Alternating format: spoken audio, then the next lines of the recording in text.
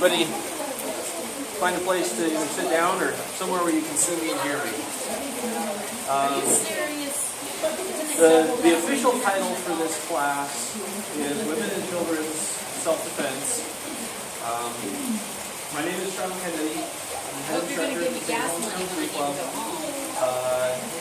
Disclaimers before anything else. Since this is on video, I'm not going to pass anything around.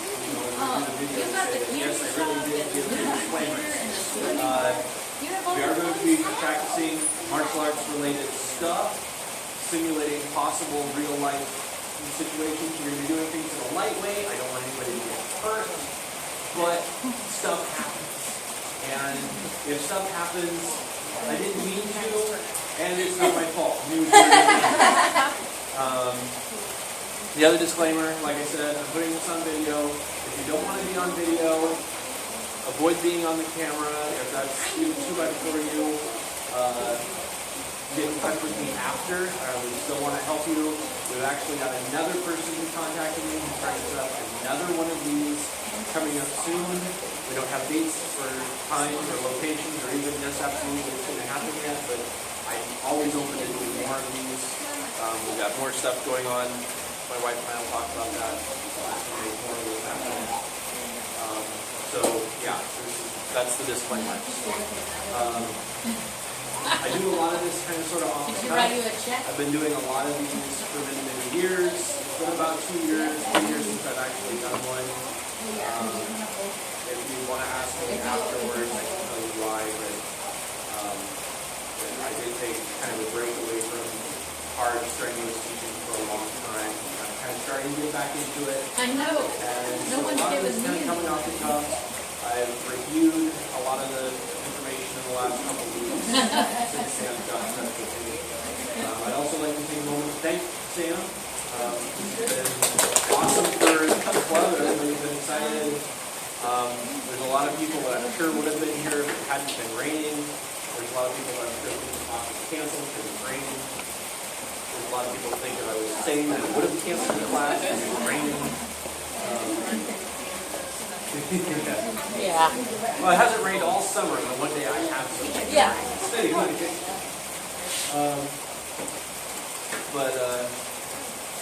Yeah, the information hasn't changed a whole lot since I did my first one of these back when I was 15. And that's kind of sad in a way. And a lot of what I cover is really, really ultra depressing. And that's kind of not too good, but I do like to start out with the good news. One of the first things a lot of people have asked me when I run these things is, why do you have a special women's and children's self-defense class? Is it really that much more dangerous to be a woman? Well, the reality is no, it's actually not. The reality is it's actually more dangerous to be a man. Men, at every age, from conception to over 100, women of the same age are more likely to meet their next birthday than men of the same age. And of those that die, men are more likely to meet a violent end than women. So it's actually a lot more dangerous to be a man. 62% of the violent crime in America, according to the FBI, is aggravated assault. Men against men. And so, yeah, we are by far the more dangerous. You're getting a big lot of money over there. Too bad it wasn't real money. And that's why when a woman says, hey, I want to learn how to defend myself and take care of myself and handle situations that are going to happen, we say, hey, we'll set up a 2-hour class. The first month that's going to be talking. When a man gets in touch with me and says, I want to learn how to defend myself, I say, hey, come take Kung Fu. We're working on that for the next 10 years. The first thing we'll do.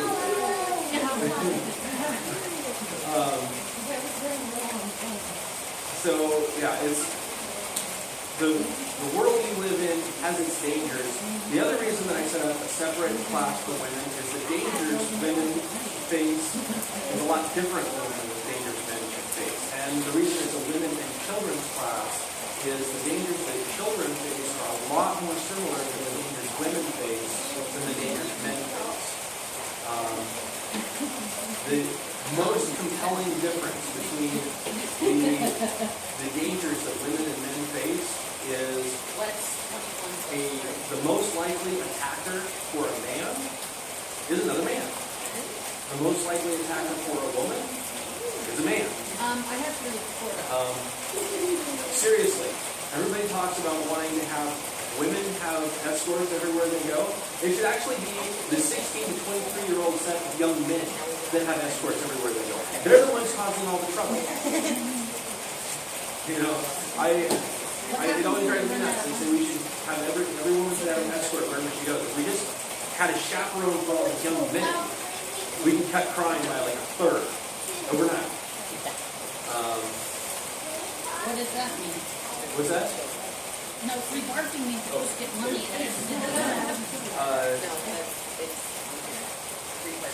The kinds of attacks that women are likely to face are attacks from people who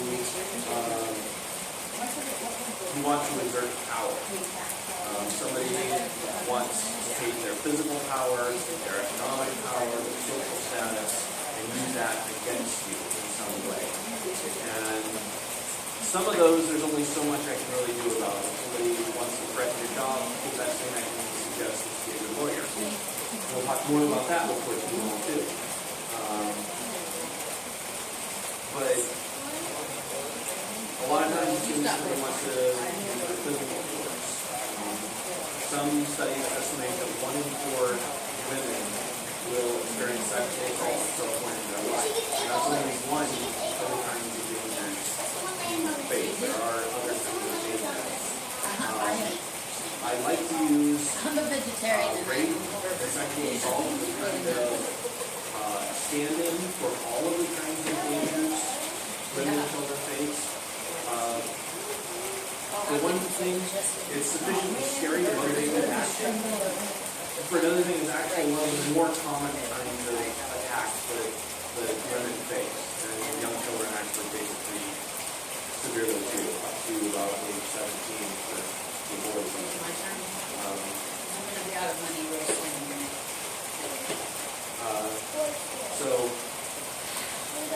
my I haven't even made it goal around the board one time yet. Did you know my that? goal here is actually not to cut down on the violent crime against anyone. Can I borrow some money? I can't in any way here I think do I got anything something. that is going to stop the violent action against anybody here or anybody anywhere. Trail mix? Nothing I can say to you will stop a violent crime. If I was actually out to do that, I would start by talking to women. Like I said, I'd start by talking to a 16 to 23-year-old boy and say, don't do that. Whatever you're thinking, don't do that. The best I can hope to do here is 2 things. One is to make you a less valuable target. And the second is, if that option fails, to make your chance of survival and escape more likely. I say more likely. I don't say guarantee your survival and escape. There are no guarantees if my first option fails. And that's the sad truth.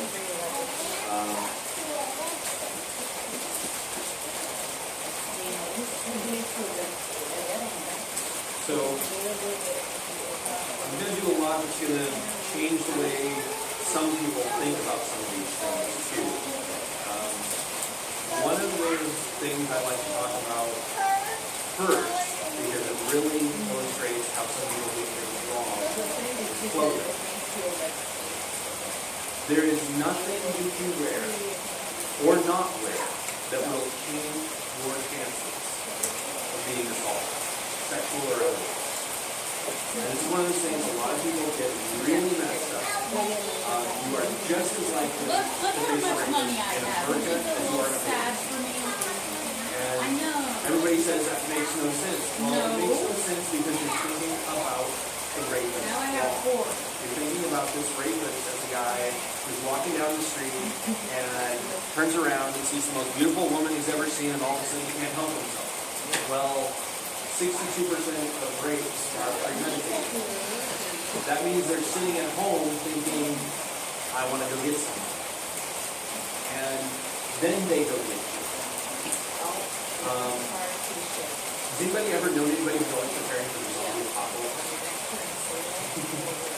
First time I met one of these guys, I was at my first job right out of college. Walked into his apartment. The guy had more guns than one of them has quilts. I think some of them were legal.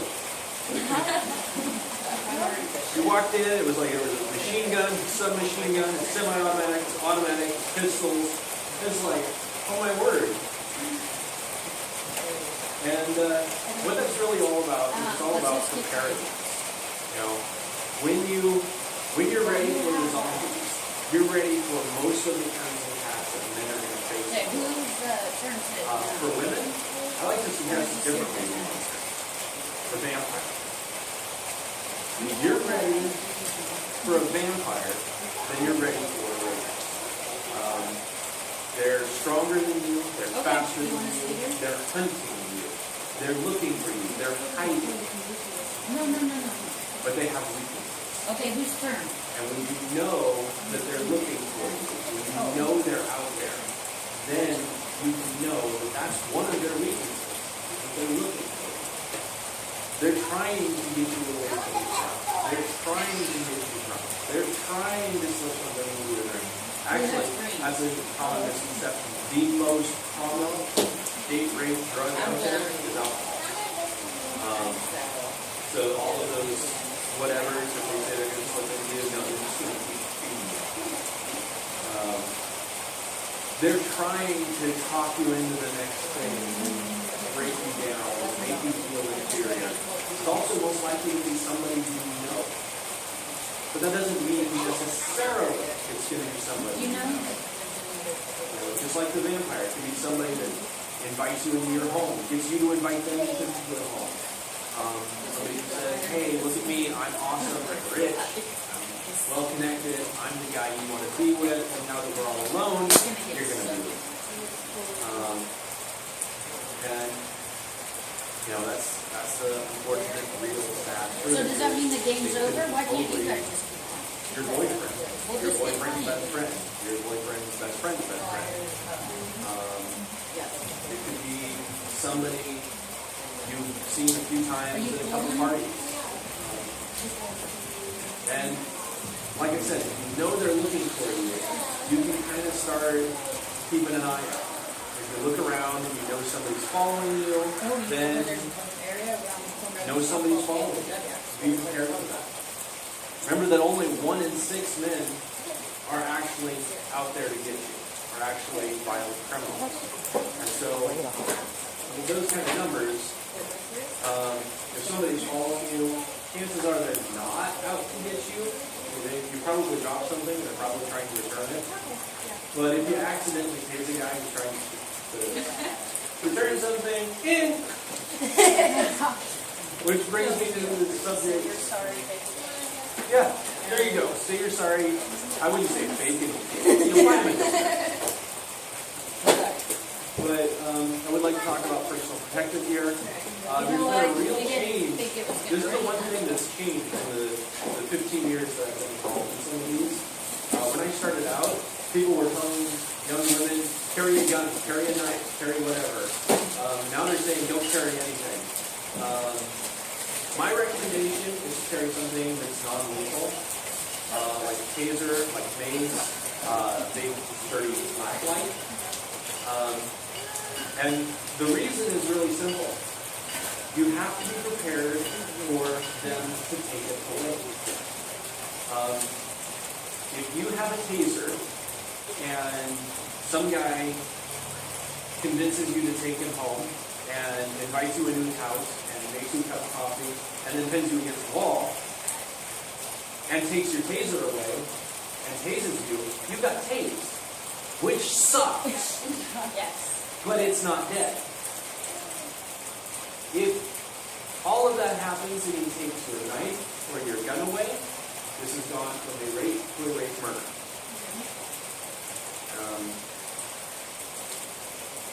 Best not to be putting tools in the hands of our attackers. Good. On the subject, I feel like just like get a self-defense umbrella. Sorry, what? A self-defense umbrella. What is it? It looks like an umbrella, but instead of having like plastic paper, It's steel, and it hits like a baseball bat, but it doesn't look like a Yes. weapon. Yeah, I used to carry just a regular umbrella for just that reason. You can turn a lot of things into weapons if you know what you're doing. This was one of the early criticisms when I started doing these on my own. Is you don't carry weapons. I said I always carry my weapon. Right there, that is a weapon. This will go right into a person like it does like a law. Non-lethal. You have to work real hard to kill someone with this. But Actually, if you can aim and hit right here, you can probably get them at least into the emergency room, if not yet. yeah, At least you're not trying to get away. yeah, which we'll talk about some of that in a little bit too. Pressure points. Yeah. So yeah, I recommend weapons, and that's actually what my wife is working on over there in the corner. While we were researching this, after Sam contacted us, we found a company which we've just recently, as of what, yesterday or the day before? Yeah, Sunday night. Yeah, Sunday night, gotten ourselves connected with. It's called Damsel in Defense. I have jokingly so far referred to it as Tupperware for tasers. They're really pretty. They are fantastic. The prices are probably the best prices I've seen for the quality. And what they put out is tasers and mace and non-lethal weapons designed and intended for women, marketed by women. That's why my wife signed up and I didn't.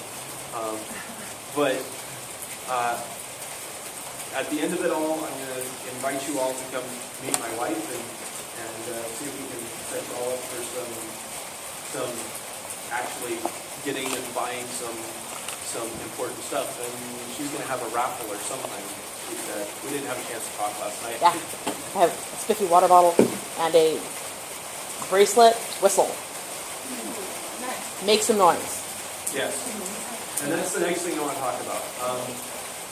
So you're walking around and you think somebody's following you. Over and over and over again, every time I've ever talked to a cop or a counselor or whatever, they say all of the women that come to me that have been attacked say they had a funny one. If you feel like you're in danger, or like you could be in danger, or like somebody around you could be in danger, if you've got a taser or mace or whatever, get it close at hand and start making maneuvers to get yourself safer. Remember, there's safety in numbers. Go to the most crowded place. Find your friends. You know, and it doesn't have to be like, oh my gosh, guys, I think we're in danger. You know, just wander over and put your hands on your friends and say, dudes, we're all together. Because like I said, only 1 in 6 people are actually out to get you, and so chances are you're not in danger. And how many times do we all feel like that? How many times do we all walk out there and go, man, I feel like I'm in danger, and then it was just the light went out. No big deal. And life is like that. But if you feel like you're in danger, make those movements. Start to move to the place where you're going to be not in danger. Start to say, start to move towards, where it's more crowded. If you have choices between places that are crowded, move to the one that has the most women. Women are far less likely to be attackers than men. And, I already talked about that, right? I already said that the thing we need to do to stop crime is put the 18 or 16 to 23-year-old boys in lockdown. We'll just throw them all in prison and let them out when they prove they can be good. We'll start there. There we go. I like that one. Somebody over there is a friend.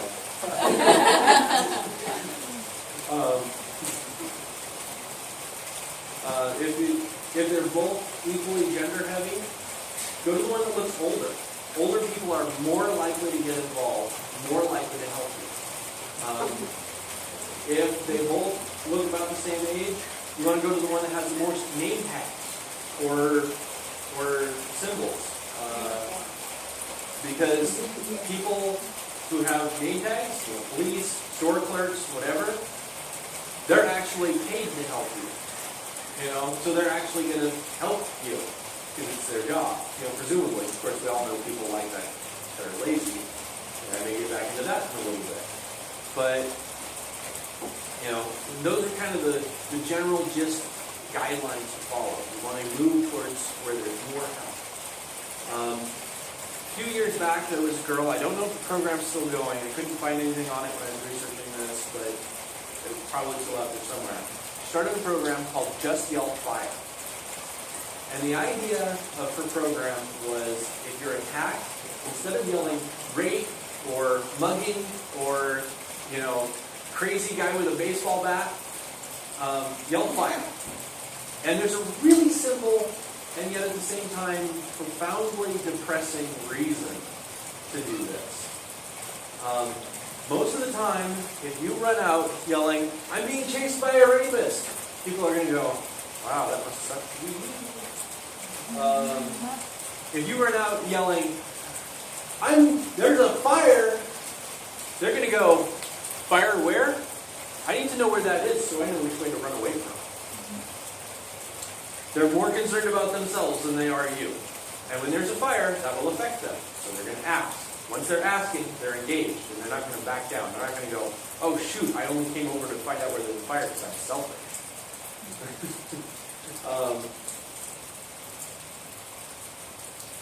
So, usually. Not always. There are the occasional special people that you gotta really wonder about. Wow, you call them special.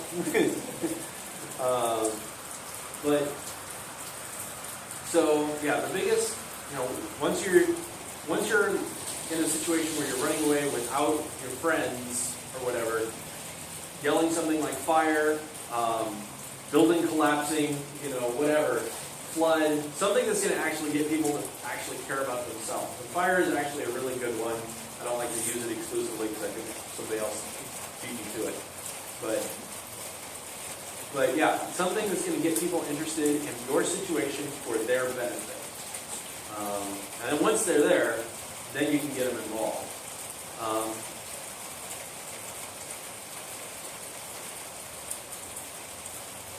Like I said, you want to be preparing for a vampire. And so the most common type of rape or sexual assault is actually date rape. And it's actually usually not like your first date. It's usually a few in. Because, a lot of times, what's your first date? You go to the bar, or the coffee shop, or the library, and you sit there and you stare at each other, and you figure out whether you've got any chemistry or not. Sometimes you even speak words. And then your second date is what? You go to the beach. And then your third date, you're going to go back to somebody's house. And, the thing I like to say is, instead of, walking into these situations saying, "Wow, this guy is great, we're going to have a lot of fun," walk into the situation saying, "This guy could be a vampire. What do I do?" Who here has ever watched Buffy the Vampire Slayer and the spinoff Angel? I grew up on it. That means I'm old. In the opening episode of Angel, one of the main characters, Cordelia, is in with this movie producer. And she walks into his house and she walks around, looks around, and she goes, "Wow, this place is really nice. You've got really high ceilings and the windows all close up real tight and there's no mirrors. You're a vampire!" You need to be like that a little bit. You walk in and he's suddenly closing you off from being able to get out the front door and locking all the doors with, 6 little bolts that you'll have to figure out how to do with shaky fingers if he attacks you. Be scared. Like I said, 1 in 6 is actually out to get you, but this is the point where you grab that taser and you go, "Yeah, let's sit down." I have jokingly suggested a few times, and somebody said that I shouldn't make it a joke, I should make it a real suggestion. Get 2 tasers. And when you start to get that eerie feeling walking into his apartment, say, "Can I plug in my backup taser? I think it might be out of juice." And he goes, "What?" Your backup? What? "Yeah, I want to keep my one that I know is full with me, but I need to charge my spare." If you do get tasers or mace, know how to use them. Or both, all of the above. They have little batons that go on your keychains. Know how to use it. Whatever you get, know how to use it. If you get mace, get 2. And then use one on a tree or a fence post. Empty it. Do like 3 or 4 sessions so that you get different wind patterns and different, whatever. And just empty one of them on a tree or a fence post or your back wall or whatever. Something you don't really care about. Something that's a little corrosive. But it's supposed to be. Practice with it. If you get a taser, check it out every so often, once a month or so. If you have one of those guys that says he's madly in love with you and he'll do anything for you, tell him, I don't really need a date. I can get one of those really easy, but I do need somebody to help me test my taser. That'll get me alone. Or not. 3 or 4 months later, you get to test your taser every month, and he gets to... I don't know what he gets out of it. But anyways, he got to be within touching distance of you. I don't know. Eventually, he'll either get the clue or you'll get to tase him a lot. Either way, you win.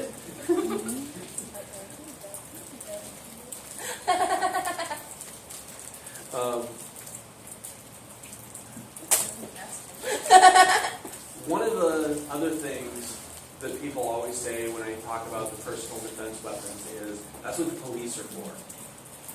Well, I hate to say it, but sometimes the police are the enemy.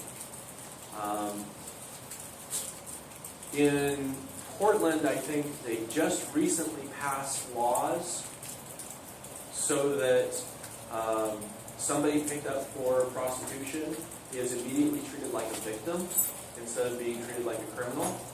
The reason is the I-5 corridor from Canada to Mexico. This is the #1 place to go shopping if you want to pick up a house. Yeah. Biggest trafficking area, I-5. Period. And the reasons are, again, horribly depressing to think about. Once you're in Canada, the biggest place outside of America, I think, is British Columbia. And once you're in Canada, you're in the British Union, and they can travel to England, Ireland, Australia, places in India without passports. And once you're in Mexico, you're in Mexico. I mean, that's it. What else is there? And I mean, this is horrible to think about, but people do actually drive up and down I-5 and the surrounding areas just looking for people to pick up. It's not the most common way to get attacked, but it does happen in this area. And this is the most common area for it to happen. When I was running an after-school program over at Lewis and Clark, it actually happened here in St. Helens. I was picking up kids at school, Lewis and Clark Elementary, and we were walking up Columbia Boulevard towards my location, which is now the Chronicle. At this point, that's where my school was. The other direction, if you went down that hill and around the corner, just about the same distance away I was, somebody in a van pulled up and tried to grab 3 students. And then drove off when they failed. And they ran the plates, and they never found them. As far as I know, they never found them. They never found out who they were. None of the kids recognized them. It was just people passing through. And this is the world we live in, and I'm sorry. But the police, getting back to the police sometimes being the enemy, with human trafficking being such an issue in this area, the police were actually in a situation where it was easier for them to charge a woman who was abducted and then rented out with prostitution than it was to get her help. And so some police actually meaning well, wanting to get them away from their situation, would get a woman who'd been abducted and treated really brutally into jail, charged with horrible crimes, drug use, prostitution, solicitation, all of it. And at the end of it all, she ends up back on the street with the only one who wants her back, her pimp. And so, yeah, they just recently ran some changes in the law for that very reason. On the, the police aren't always your friends. Mm-hmm. I live in Seattle, Washington. I used to be homeless. When at 4:30 a.m., this happened twice, I got woken up by the police. And it wasn't, hey, you need to wake up. It was they were using their batons to wake you up. The police are not always your friends. No, the police are not always your friends. And it's the sad reality. Sometimes you have to depend on yourself. And you have to depend on your close friends and your loved ones. Oh, it was because they thought it was fun, not because I was doing anything wrong. I was sleeping in a sleeping bag. Yeah, and there's a lot of things that really need to be changed in our world, and how we deal with people who are victims is the number one thing that we really need to deal with. We look at, there's people in my position, position of being self-defense instructors, who hear the stories all the time. There's almost a common saying among us. Every so often I get a woman into my class who wants to take martial arts 2 weeks after she got attacked. You know what we call that in the martial arts industry? 2 weeks too late. And a little bit of preparedness can go a long way. Even if you're not going to take a martial arts class, which, like I said, a lot of times that's overkill. The people that are out to get you, getting back to one of their weaknesses, they want to overpower you. These are people, these are men a lot of times who want to say, I'm big, I'm strong, I'm the biggest, baddest, meanest thing on the planet. When you resist, well, all of a sudden they don't get to be the biggest, baddest, meanest thing on the planet unless they work really hard for it. They weren't really going in for a job. And so if you put up a little bit of resistance, some of them back off immediately. Others, that taser is where it comes in.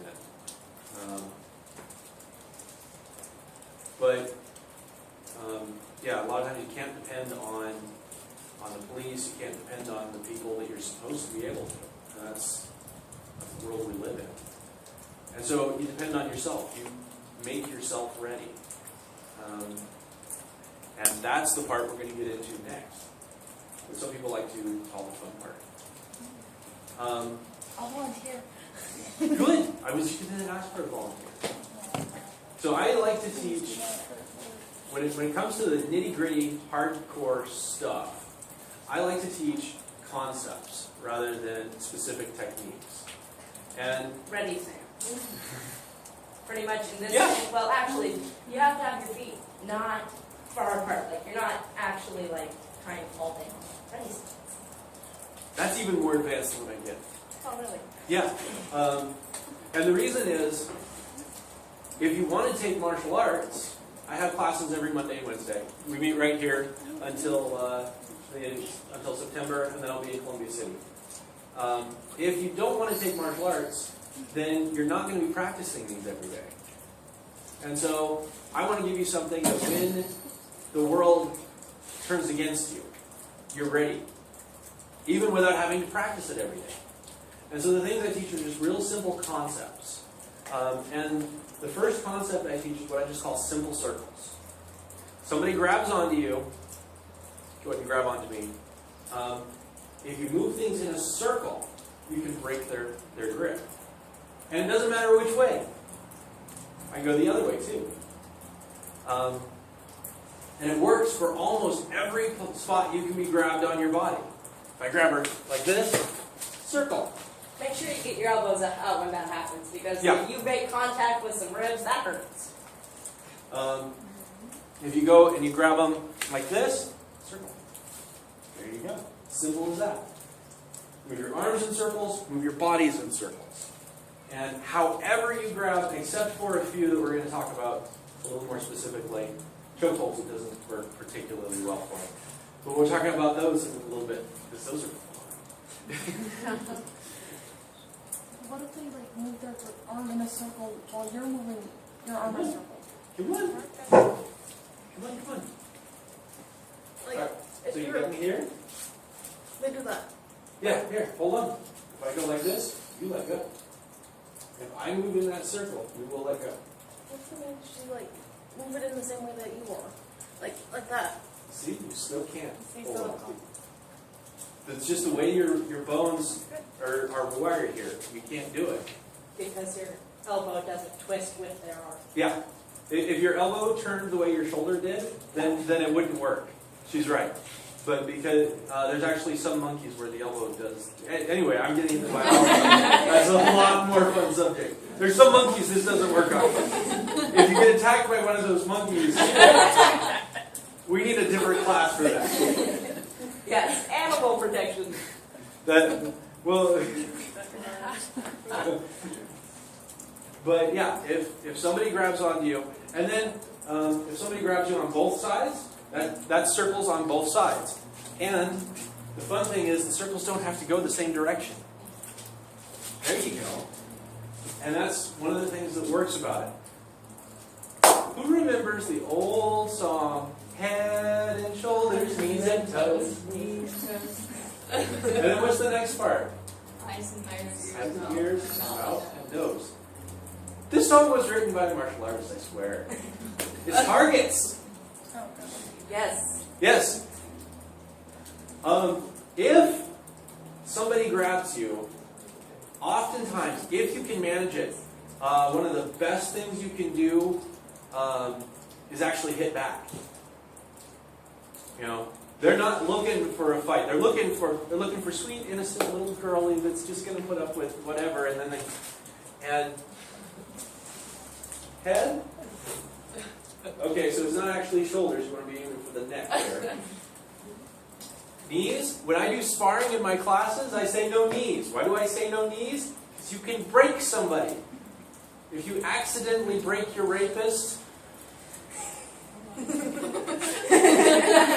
there a finish to that? I don't have a gold medal to give you.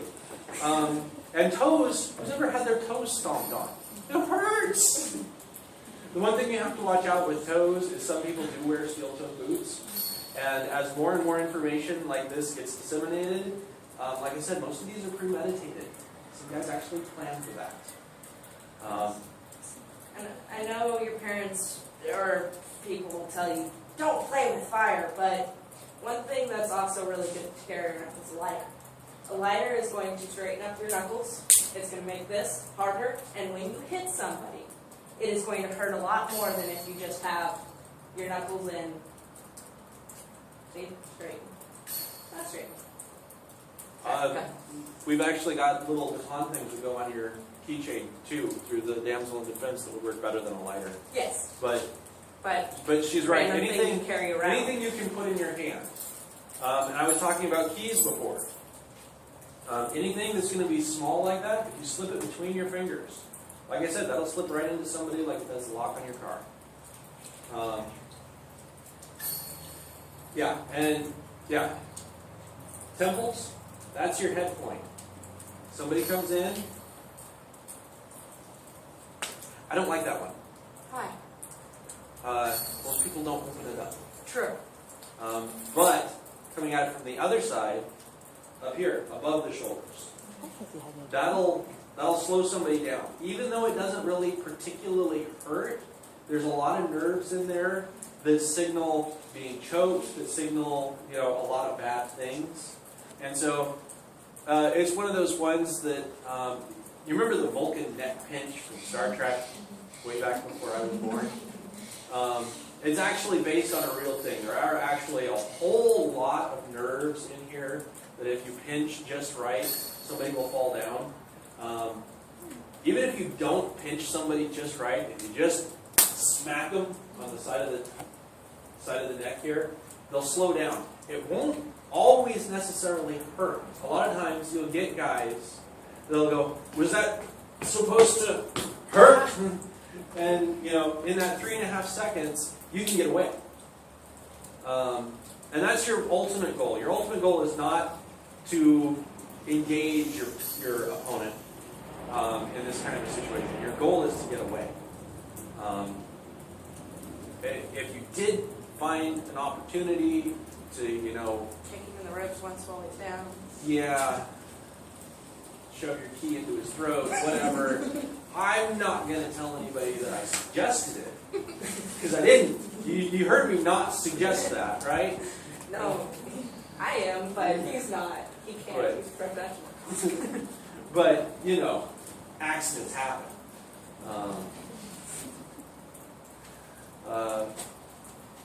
That's definitely what you want to go with at the court case. Oh yeah. Yeah. Again, the police are not your friend. If you accidentally shove your key into your rapist's throat, then it was an accident. I slipped 4 times. I feel sick. I need to go to the hospital. Who here has ever seen Analyze This and Analyze That? I don't remember which movie it was, but you remember that line where the muscle is talking about the guy who committed suicide? He stabbed himself in the heart 4 times with a knife and then threw himself out a window? Yeah. Yeah. I don't know how I did that. Yeah. Oops. Oops. Don't you just hate those days? Yeah. You accidentally stab your rapist in the throat 4 times with your keys. How's that happen? Well, you know, you trying to get up. Oops. Oops. Back to martial arts. Yeah, back to the fun part. All right, everybody get up. Everybody pick a partner. You're on a second break. You're your partner. What's that? You're your partner. You don't have to be scared. I haven't heard anybody on accident all week. Just this week. Last week was good stuff. I don't think it's fair reach so far. Okay. So does that mean you and me? Yep. All right, come on. So, like I said, we're going to actually kind of simulate the realities a little bit. Don't get too hard. For one thing, this is cement down here. I don't want anybody to break a knee on the cement. But don't be afraid to get a little aggressive with each other either. You know, it's not just laying your hand on each other. Go for it. Push each other around a little bit. And remember, you got those circles. And one I didn't cover. The circle I didn't cover. I had 2 hands. This is one a lot of people don't think is obvious. You can circle, you can get both hands. If they've got you on the throat or the shoulders. The other one that you do, you can go inside on that. Alright, so, and don't just throat, go for shoulders, go for wrists, try and get them locked up, and use that circle. Get yourself, if you get so that you're pinned and you can't move, bring the other hand and do it. Use your other hand to aid that circle. All right, go ahead and go.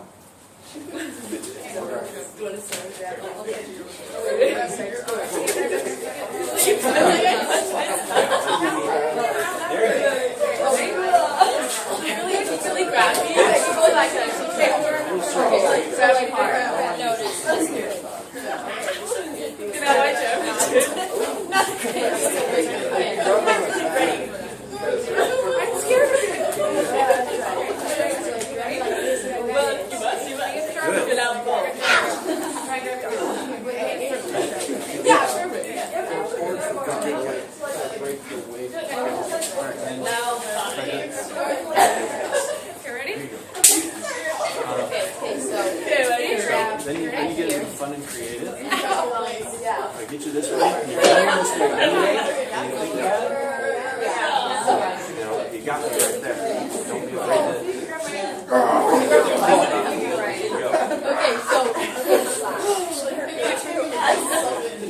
Yeah, that's it too. Always be ready for that next kick. Don't stop.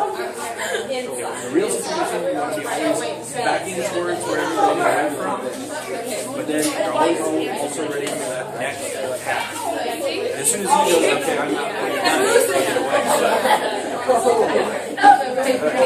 Alright. Pick a new partner. You want to keep it. Here. Alright, so put your arm like that. Okay. Put your arm like that. All right. I didn't need to grab you again. I'll grab you and tighten it. Oh, We what? got something That's a lot of balance. Really? and I put it in. I have to get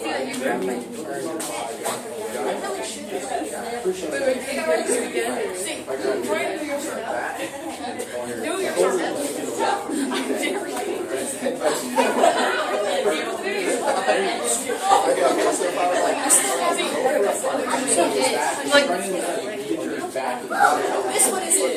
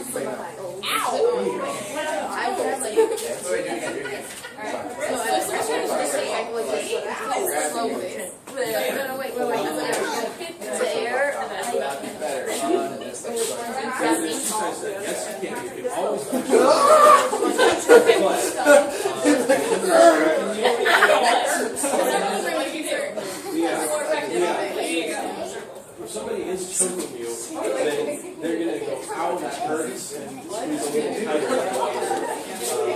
Unless you can hit them hard. I first headbutt somebody and then just like, and then run away.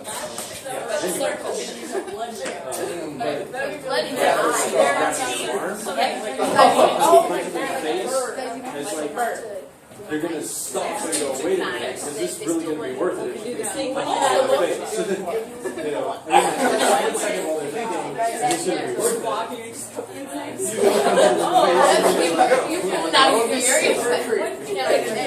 Alright, everybody pick another partner?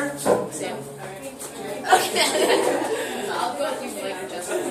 What's up? Hi, yeah. Alright, nice to meet you, Jeff. Right now. So, Yeah, I don't know. Okay, so Okay, what do you want me to say? So that's I didn't think I was saying I went way. It's so small. Look at that. I'm sorry. It's like, oh, okay. So, like, Don't worry about hurting me. I chant with the great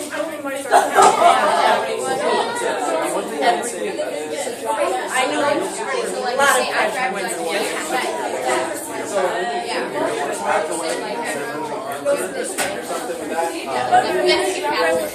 If you hit it hard, so you hit right here, and going straight. And I wouldn't still break your thing if it's not up. Less there's like hard. Well, no, your biggest goal is to Yeah, you're not destroying what you're gonna do. Other way around. But you know, there you go. Yeah. And but you're a guy, so most likely you get attacked by a guy. When you go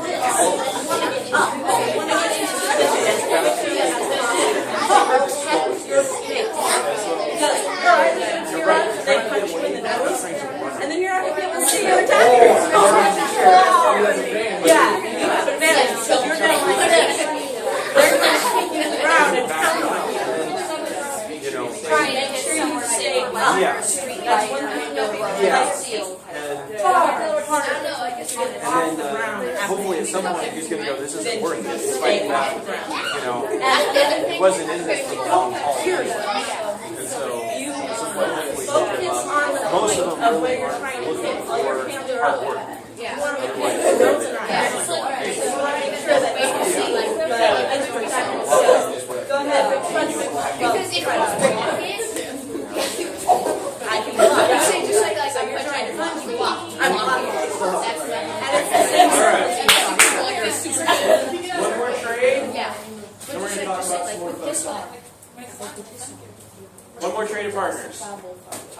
New partners. There's somebody you haven't been with before. Alright. Yeah. Okay. And you're doing same stuff. Yep, same stuff, then we'll talk about new stuff. So. There you go.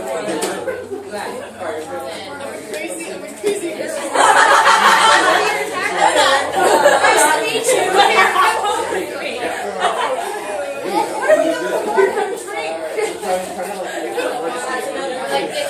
Yes,